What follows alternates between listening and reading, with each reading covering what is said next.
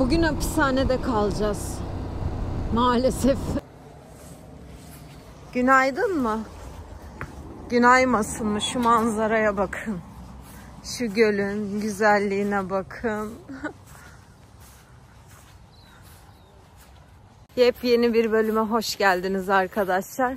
Bugün Vanaka'ya gidiyoruz. Aslında Vanaka'dan geçmiştik ama durmamıştık. Direkt Queenstown'a devam etmiştim. O yüzden bugün yine bir göl kenarında kalacağım ve Vanaka'ya gideceğim. Yeni Zelanda'da Full HD görüntüler görmeyi çok sevdim. Bakalım yolumuz nasıl olacak. Aslında hemen hemen aynı yoldan döneceğiz ama biliyorsunuz ki neydi? Aynı nehirde 2 kere yıkanılmaz. Geçtiğimiz hiçbir yolda aynı değildir. O yüzden yepyeni bir gün, yepyeni bir macera. O zaman bu güzel Teonu şehrine de hoşça kal diyelim. Çünkü kızım gözlerini açmış, beni bekliyor.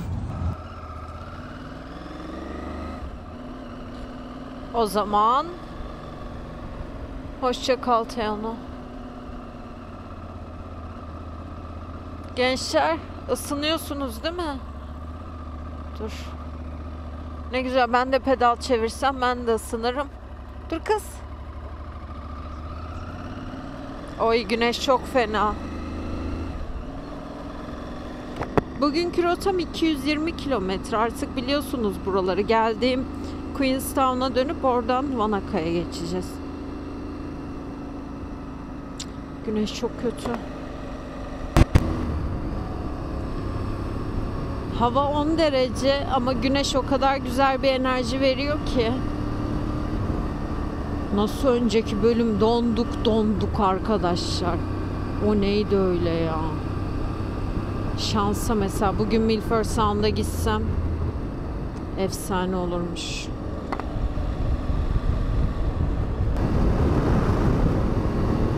Ben Yeni Zelanda'da bulutlara dokundum.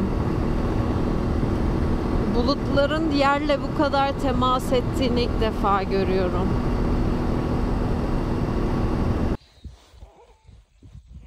Yeni Zelanda'da şöyle el atsam bulutlara dokunacağım gibi. Her adım Yeni Zelanda'da, her adım Windows arka planı gibi. I know you told your friend you're not okay. And tell me what's wrong and why you never said you felt that way. And guess you're trying to stay strong and fake a smile until I look away. But I've known you too long, it hurts to watch your blue eyes fade to gray as you fade away, as you fade away.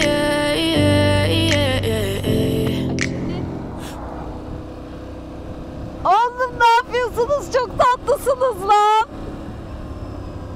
Çok güzelsiniz. Tombik yağlı yağlı var ya, etin ne güzel olur senin.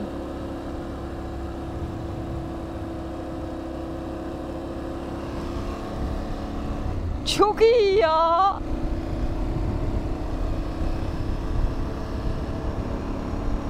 $20 milyon koyundan bahsediyoruz arkadaşlar. 20 milyon. Yeni Zelanda'da adım başı koyun var. Tiplerine bakın şunların.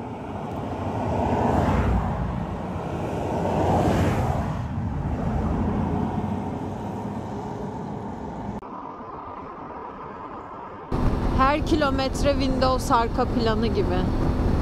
Kesin Yeni Zelanda'da oluşmuş. Şuna bak, bu bulut bu kadar yakın olabilir mi?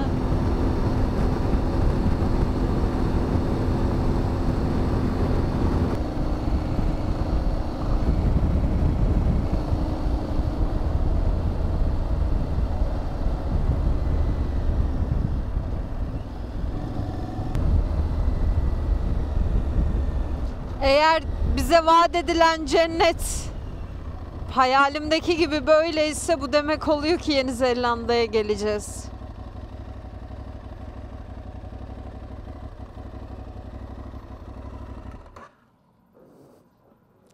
Hi. Our hearts beat to the city streets. We began to feel the fire. We rise like tall buildings as the chemicals, they take us higher. The night's young, it has just begun, as she puts her hand in mine. We wanna chase the night, wanna dance to the light, pull the stars from the sky, just two hearts running wild. Never sleep, never stop, as we shout from the top. We're gonna be two hearts running wild.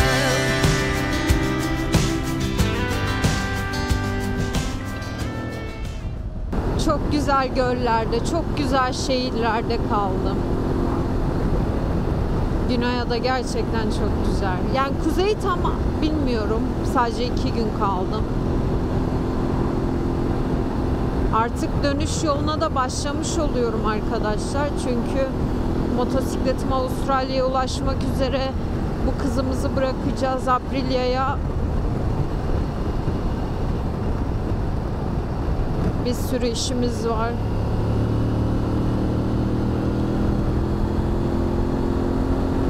Çok güzel oldu ama. Yeni Zelanda böyle hiç beklemediğim, düşünmediğim bir seyahatti. Bunu da aradan çıkardık. Ama daha uzun zaman geçirmek isterdim.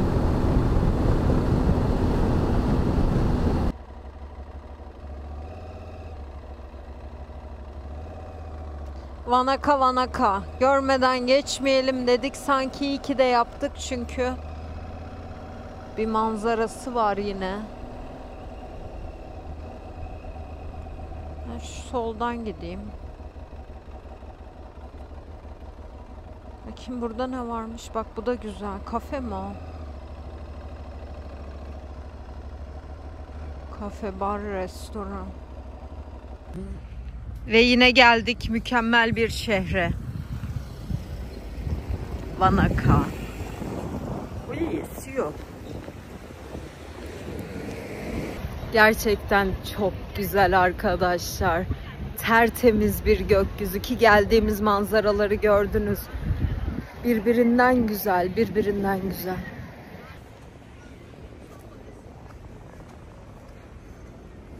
Rüya gibi yani. Bu kadar küçücük bir kasaba.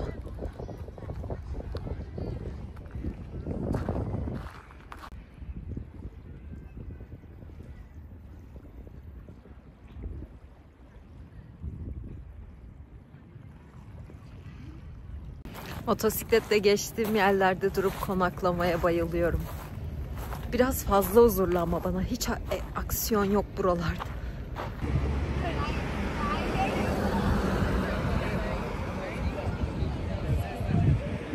Bir de şöyle bir şey var, mesela insanlar kesinlikle şey değil, video konusunda çok sıkıntılılar. Geçen drone uçuruyorum, doğayı çekiyorum. Adam diyor ki senin drone'un burada gezemez. Öyle bir şey yok. Böyle kafeler falan var işte. Kafe de çok yok, 2-3 tane var da. İşte kasaba. Gölün kenarı çok güzel ama. Az önce tabelada şey yazıyordu, sebebini bilmiyoruz ama burada çok özel bir duygu var. Gelen hiç kimsenin beğenmediğini görmedik. Zaten müthiş bir doğa. Beğenmemek olur mu? Olmaz. Böyle şeyler oluyor gençler. Ne güzel dans ediyorsunuz. Şu abla çok ayrı o. Onun konuyla alakası yok.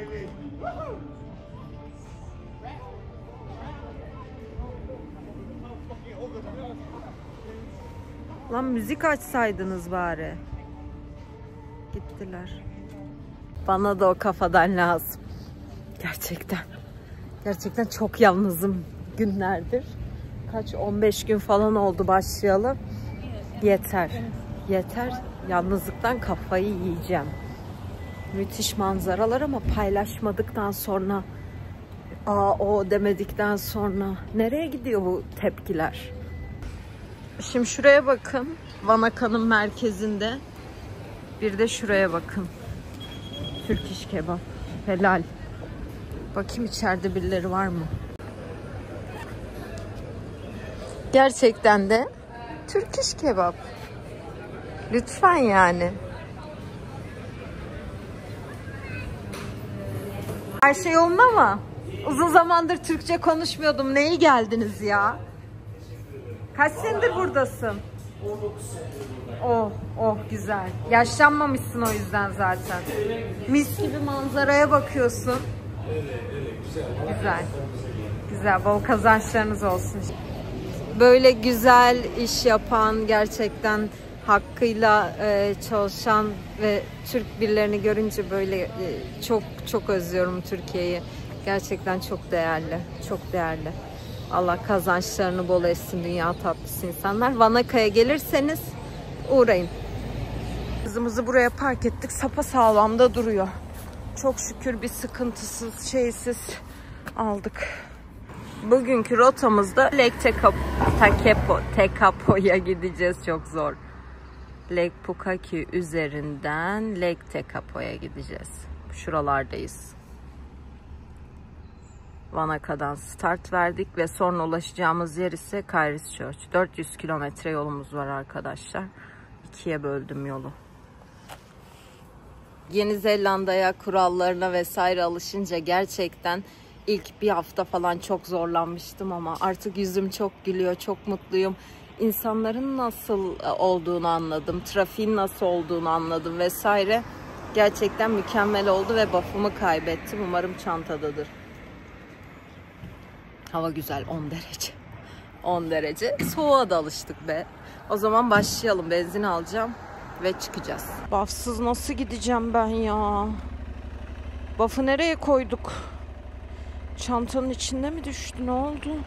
Hiç yapmadığım işler.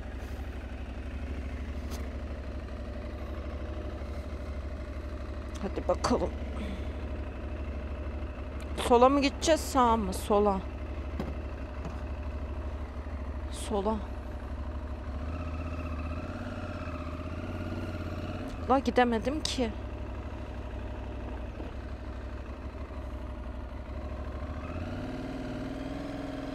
Çukur varmış. İyi yolculuklar diliyoruz. Çok güzel manzaralarımız, çok güzel yollarımız olsun. Güneş bağrıma vuruyor. Alo.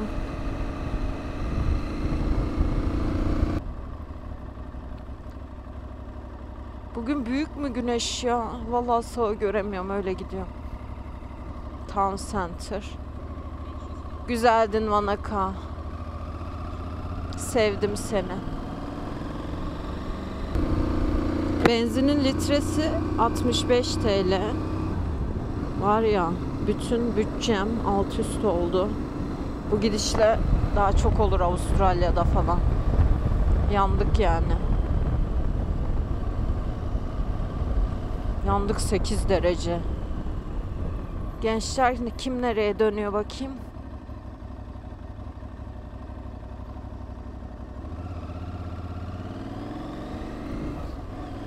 Güzel bir kafe buldum. Bunları görüyordum böyle ne diye. Peynirli ekmek gibi. Üzerine bir de tereyağı vermiş. Bir de kafe. Bu şey güzel. Peynirli gibi yapmışlar. Hamurunu muhtemelen peynirde mi yoğurmuşlar ne? Ekmek kafe oldum burada. İnsanların zaten obezitesi çok yüksek. Vallahi ben de yiye şiştim. Şu kafenin güzelliği Sıla. Güzel bir ısınma molası verdim. 2 kişiden biri vazgeçiyor. Hadi annem. Okey, hazırız.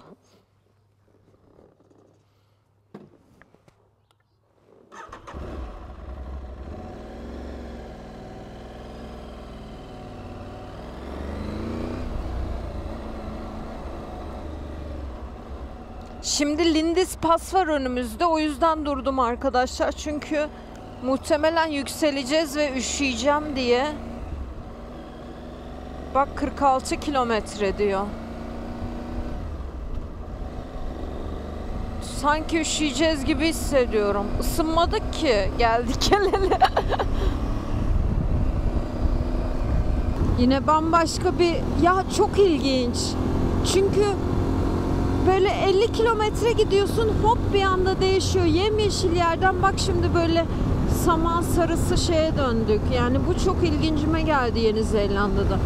Hava derecesi bir anda değişiyor. Doğa bir anda değişiyor.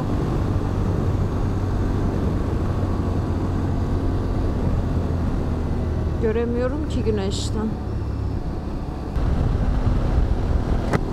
Bir de şeyi çok merak ediyorum. Bu koyunlara ne oluyor kışın? Yani koyun dışarıda mı kalıyorlar? Çünkü böyle başında bir evin olduğu, bir kulübenin olduğu vesaire hiçbir şey yok.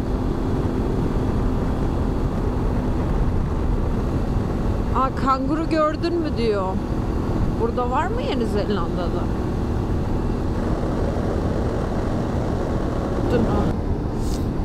Dondum.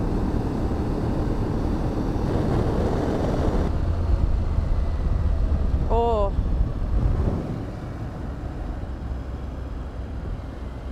Oo.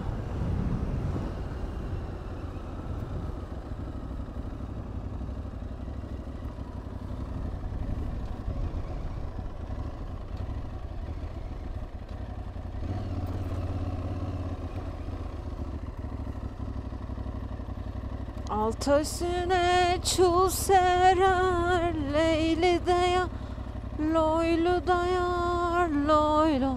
Aa, welcome.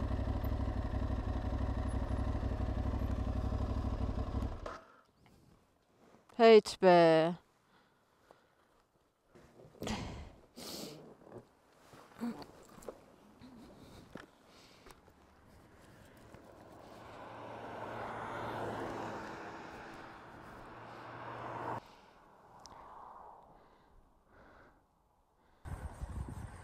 Çok değişik dağlar arkadaşlar. Daha değişik değil de o üzerindeki çalılar çok değişik, çok güzel.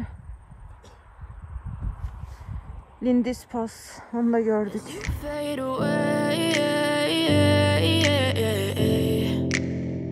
Yeah, I'm about to fade away, cause every time I wake up I feel like it's Monday. Something's going wrong with all the chemicals up in my brain. All of a sudden I don't look at anything the same way. Got a build up of my thoughts sitting in an ashtray. I'm sorry that I'm so inconvenient, okay. Just let me be me and I'll stay out of your way. I can see the way you look at me, I'm such a disgrace. I never really asked to be brought into this place. You wanna love me? Well then baby I have a taste. All the highs and the lows, no you'll never be the same. I don't really wanna hurt you but I can't control the pain. If you're sticking by my side maybe we could be okay. Düz geldim arkadaşlar, dümdüz sıkıldım valla.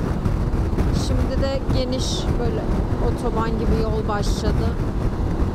Bakalım Christchurch nasılmış.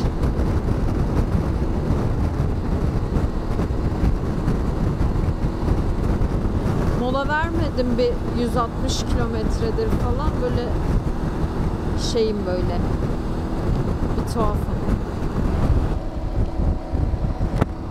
Bugün hapishanede kalacağız. Maalesef. Maalesef, çünkü maalesef değil, kalacağım hostel hapishaneymiş. Jill Accommodation. Kız koşma kız.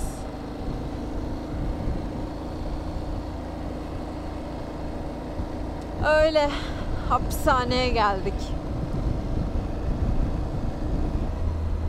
Bakalım nasıl bir yer, çok merak ediyorum. De biraz şehre uzak olsun. Motorumuz var altımızda, 2 kilometre.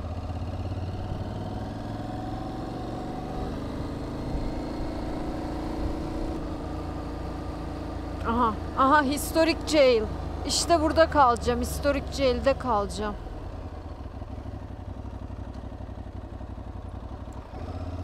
Thank you. Aa, jail'de kalıyorum. Hani? No parking.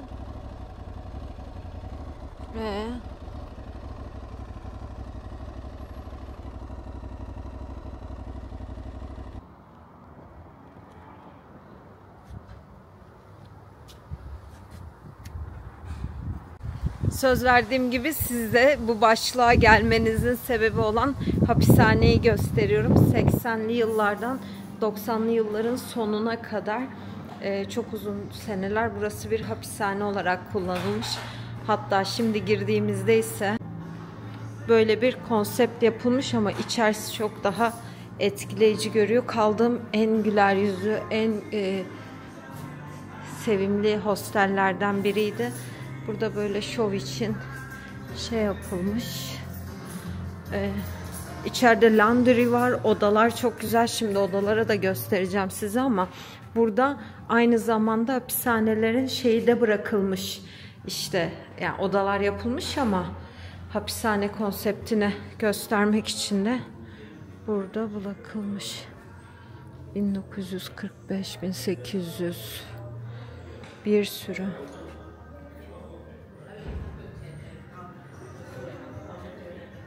Geçmiş halini gösteriyor burada da bize, bak. Ha, burada da kapı varmış. Buraya çıkan yer de böyle parmaklıklarla doluymuş. Görüyor musunuz?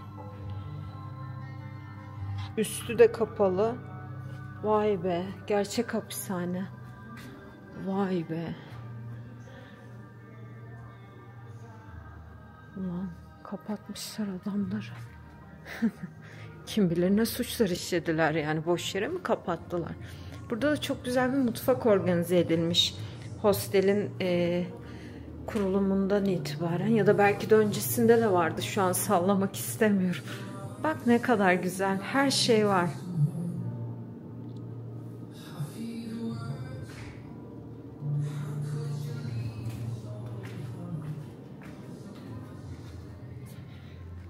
Ve şimdi size odamı göstereyim birazdan.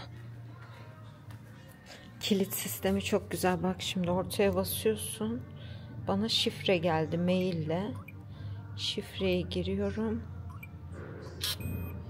Açıldı. Çok dağınık. Çok dağınık. Arkada da kızılcık şerbeti dönüyor. Böyle 2 katlı bir oda benim burası. Burası ise 3 katı. Hem hapishane hem hostel. Üst katta ise burada da odalar var. Duş ve tuvalet var. Hatta şu lavabonun konsepti bile böyle biraz gergin durmuyor mu? Gelin sizi hapishanede bir yere götüreyim. Böyle tertemiz duşlar, tuvaletler. Camlara bak. Ay, hava yine mi soğudu ya? Çok yoruldum.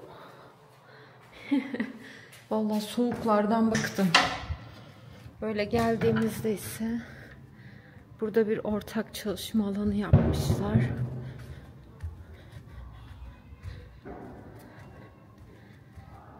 Beyaz renk böyle bir sıcaklık katmış gerçekten. Güzel değil mi? Bak, welcome to Jail 20 diyor. Burası da 20. odayı gösteriyor.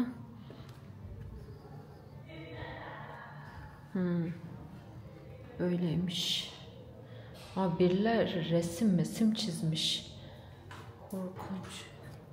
Abi sen neyin hayaliyle yaşadın buralarda? Tövbe ya. Baksanıza. Korkunç resimler çizmişler. One of the last inmates locked down in 21 Kasım 1999.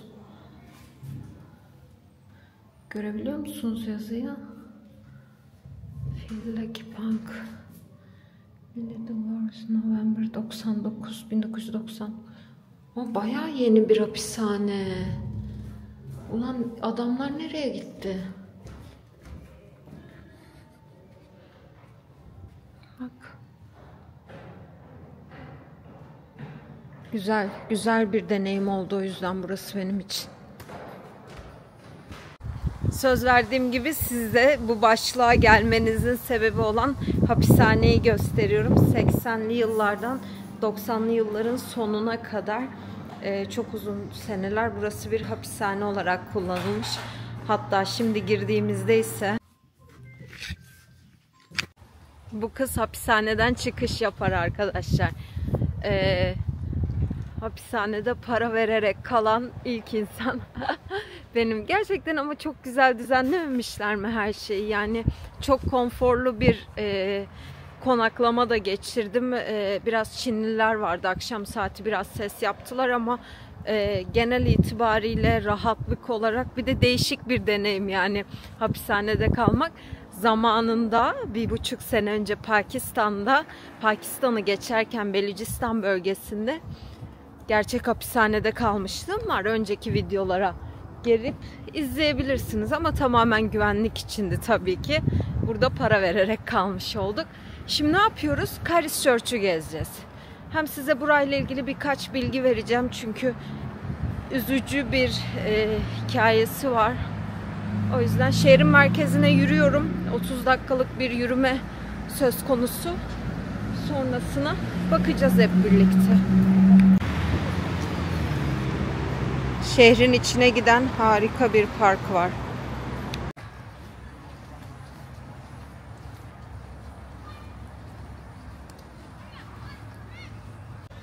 Kötü bir şey oldu. Kamerayı düşürdüm ve şu an gimbal oynamıyor. Eyvah, benim kamera bozuluyor arkadaşlar. Eyvah eyvah. Yandık. Gerçekten bozuluyor şu an.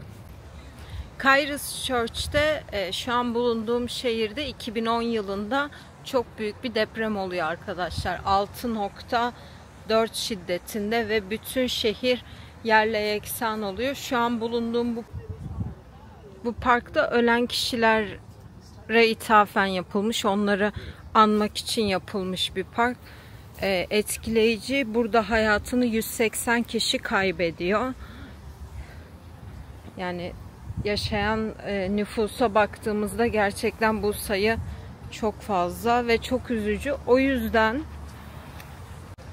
O yüzden diğer şehirlere göre bu şehir çok daha yeni oluşturulmuş. 2010 yılından sonra oluşturulmuş bir şehir. O yüzden göreceğimiz binalar, apartmanlar vesaire hep yeni olacak diye düşünüyorum. Ne diyelim? Gerçekten çok üzücü bir durum. Bu arada önceki videoda söyledim mi hatırlamıyorum. Ben Milford Sound'dayken orada da 7.2 büyüklüğünde bir deprem oldu. Yolda olduğum için yani duruyordum, fotoğraf çekiyordum. Çok fazla bir şey hissetmedim ama çok korkutucuydu. Bir yıkım ya da hiçbir şey yaşanmadı. Sadece tsunami uyarısı verildi. O da 2-3 gün önceydi. Geçti gitti. Yani bir sorun olmadı. Evlerin ve yerleşimlerin deprem bölgesi olduğu için ona uygun yapılması bu konuda işte hasarın alınmamasını sağlıyor.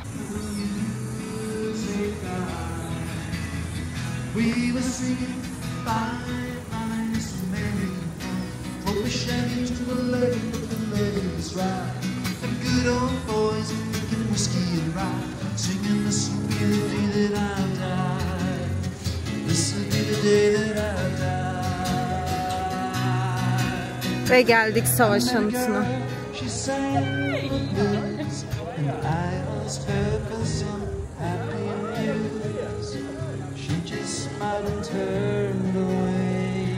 Bak Mezopotamya, Fransa, Belçika, Filistin, Mısır, Gelibolu. Yine de. Kore, Malaya, Borneo, Vietnam.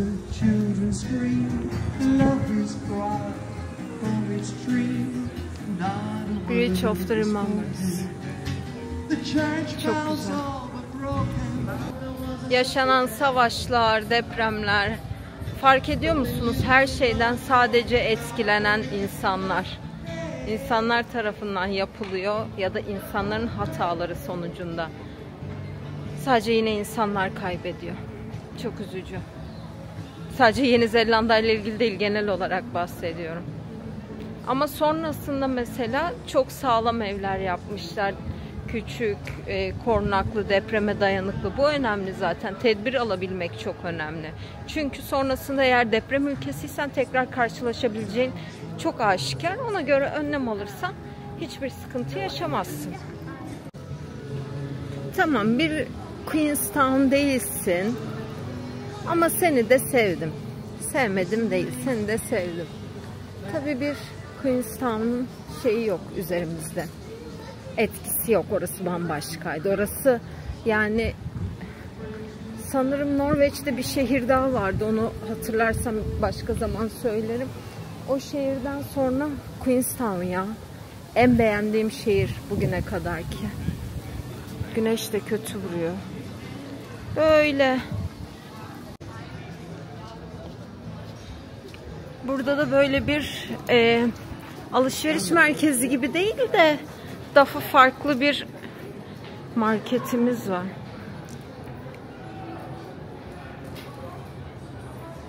Kamera bir parlak parlak mı? Psikolojim bozuldu. Aa, ne güzel. Bir de kalabalık. Çok beğendim. Kamera inme aşağıya.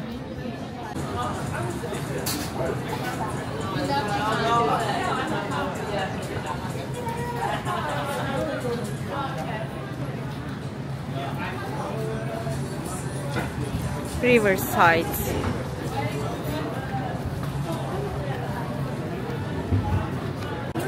Tiklendim arkadaşlar. Kesin şeyde, kamerada bir şey varmış gibi hissediyorum. Güzel güzel bir sürü şey var. Böyle yeme açma alanları, marketi. Bayağı marketmiş yani burası aslında. Işık gelince patlıyor kamera. Güzel bir market. O kadar fazla güzel tatlıları var ki şimdi anlıyorum insanlar neden bu kadar kilolu. Çünkü şey yok, normal yemek kültürü ya da bir şey kültürü yok aşırı. Ne onun adı? Sağlıklı yemek yok yani, sürekli sandviç, kruvasan gibi şeyler yiye olursun tabi. Dikkat edin azıcık. Azıcık yemeyin. Deyip 1000 kilo olmam. O zaman Christchurch değil arkadaşlar, o Christchurch. Bütün video boyunca yanlış söylemişim, kafayı yedim. Christchurch'ten size izlediğiniz için teşekkür etmek istiyorum. Güzel bir bölümün daha sonuna geldik. Güzel ne ya? Bir sonraki bölüm harika yerlere gideceğiz. Yine izlediğiniz için teşekkürler. Yanımda olduğunuz için teşekkürler. Benimle aynı duyguları paylaştığınız için teşekkürler. Christchurch'ten size iyi günler diliyorum. Bugün editimi yapıyorum ve paylaşıyorum. Hoşça kalın.